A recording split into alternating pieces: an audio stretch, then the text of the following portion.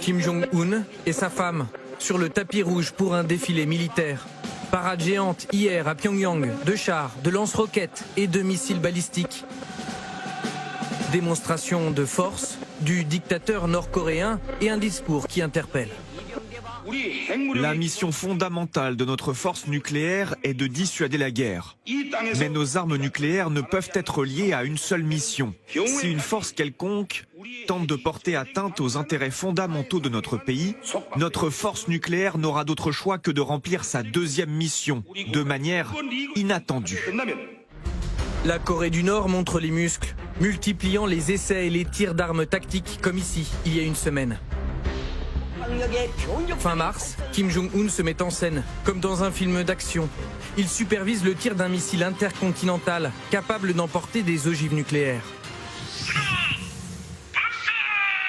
Des vidéos de propagande diffusées à la télévision d'État. C'est la première fois que les armes les plus puissantes du dictateur sont tirées à pleine portée depuis 2017. Inquiétude à Washington.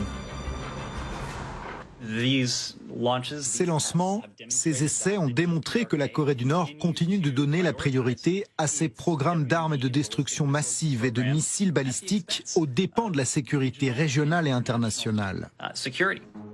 Pour les États-Unis et la Corée du Sud, Pyongyang pourrait reprendre ses essais d'armes nucléaires. La diplomatie au point mort depuis la visite de Donald Trump à la frontière entre les deux Corées. C'était en 2019.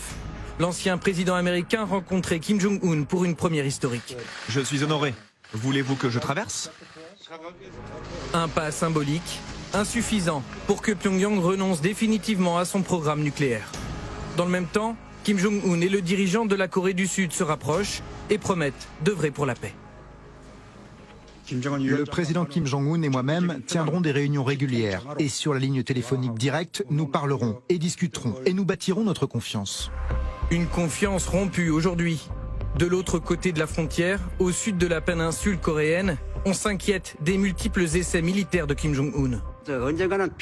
La dénucléarisation est le meilleur scénario, mais si la Corée du Nord ne renonce pas à ses armes nucléaires, nous devrions développer les nôtres.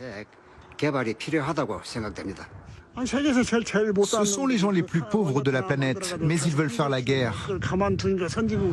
Le ton a changé à Séoul, où un nouveau président a été élu. Et il promet d'adopter une stratégie radicalement différente de celle de son prédécesseur pacifiste, en menaçant la Corée du Nord de frappes préventives. Afin de protéger la sécurité, les biens, le territoire et la souveraineté de notre peuple, nous construirons une défense nationale forte, capable de dissuader de manière fiable toute provocation. Nous traiterons sévèrement le comportement illégal et déraisonnable de la Corée du Nord. L'escalade militaire entre les deux Corées, officiellement en état de guerre depuis plus de 70 ans.